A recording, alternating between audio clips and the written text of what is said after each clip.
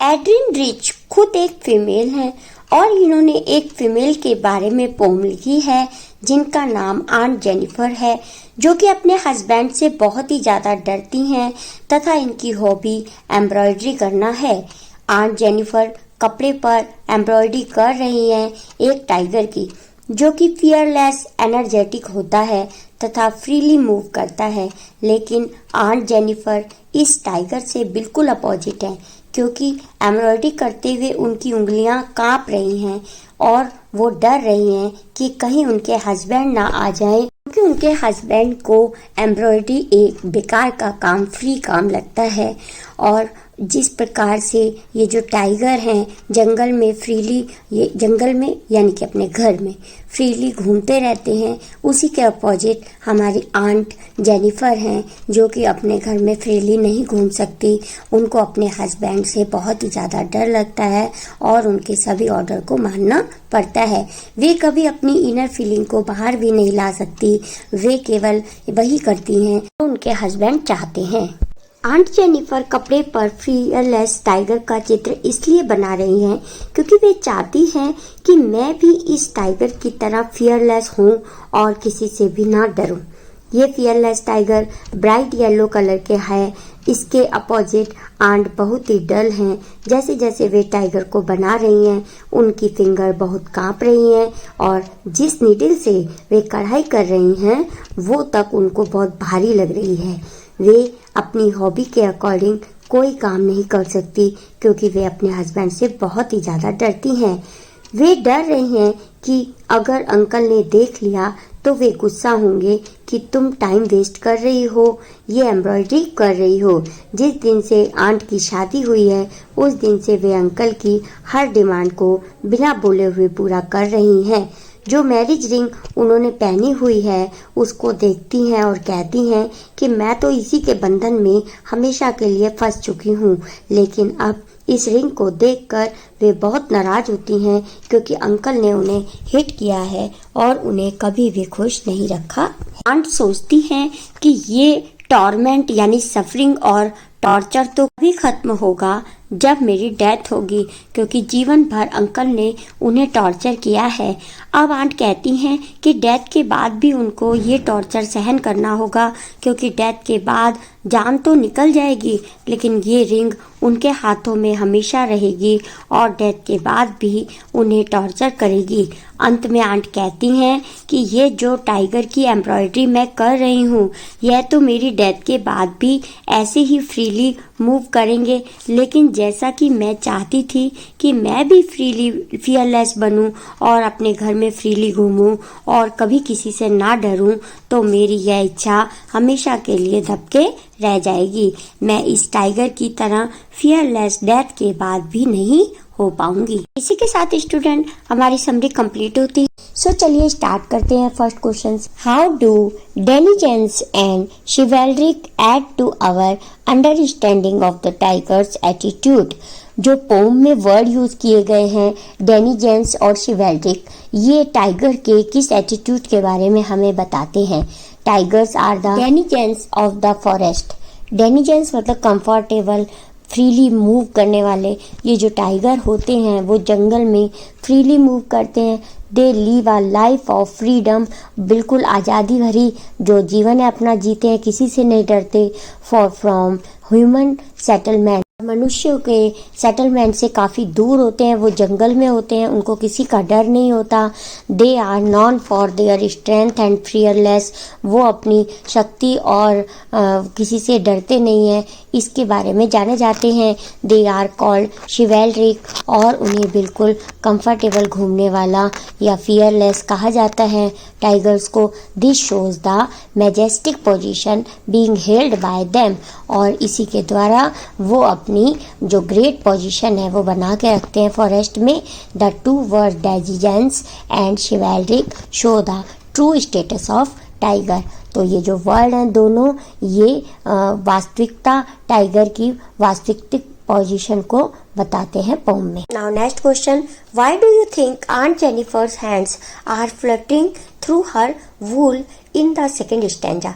Second stanza में हमें क्यों लगता है, हम क्यों सोचते हैं कि जो आंट जेनिफर हैं जो वर्क कर रही हैं, कढ़ाई कर रही हैं कपड़े पर, टाइगर का चित्र बना रही हैं सुई धागे से, तो वो बनाते समय उनके हाथ क्यों कांप रहे हैं? Why is she finding the needle so hard to pull? और जिस निडल से वो कढ़ाई कर रही हैं वो उनको इतनी भारी क्यों लग रही है और वो इतनी कठिनाई से उसको क्यों कपड़े से बाहर और अंदर डाल रही हैं? Aunt Jennifer's hands are fluttering probably because she is scared of her husband. Aunt Jennifer के हैंड्स इसलिए शायद कांप रहे हैं क्योंकि वो अपने हस्बैंड से बहुत ही ज़्यादा डरती हैं, who could come anytime and scold her for sitting idle and wasting her time doing embroidery. वो डर रही हैं कि किसी भी टाइम उनके हस्बैंड आ जाएंगे और उन्हें ये काम करता हुआ, एम्ब्रॉयडरी करता हुआ देखकर वो कहेंगे कि ये कितना तुम बेकार का काम कर रही हो, अपना टाइम खराब कर रही हो, इतना कहकर उनको डांटेंगे। शायद इसीलिए उनकी फिंगर्स कांप रही हैं। She finds the needle so hard to pull, और उनको जो निडल है वो बहुत ही भारी लग रही है, because her fingers are tired of working endlessly all through her life. कि पूरे जीवन काम कर करके जो उनके हाथ हैं वो बहुत ज़्यादा ही थक चुके हैं। Now next question, what is suggested by the image massive weight of uncle's wedding band?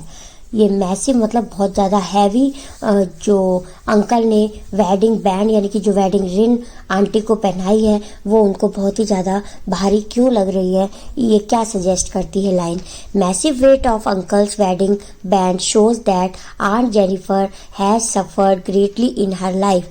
ये लाइन इसको शो करती है कि ये जो हमारी आंट जेनिफर हैं वो पूरी लाइफ अंकल के हार्ड बिहेवियर को सहन कर रही हैं। She is broken in spirit, और आत्मीय रूप से वो पूरी तरह टूट चुकी है।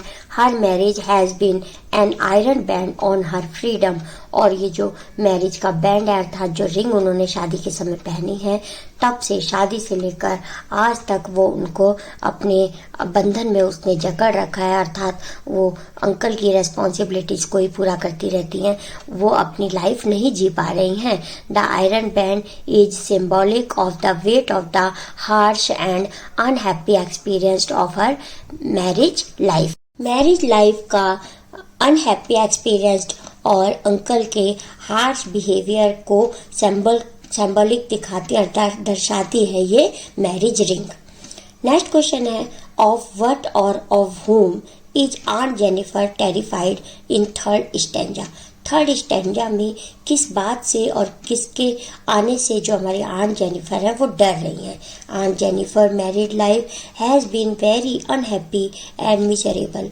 आंट जेनिफर की जो लाइफ है मैरिज के बाद से वो बहुत ही अनहैप्पी हो गई है और असहनीय हो गई है।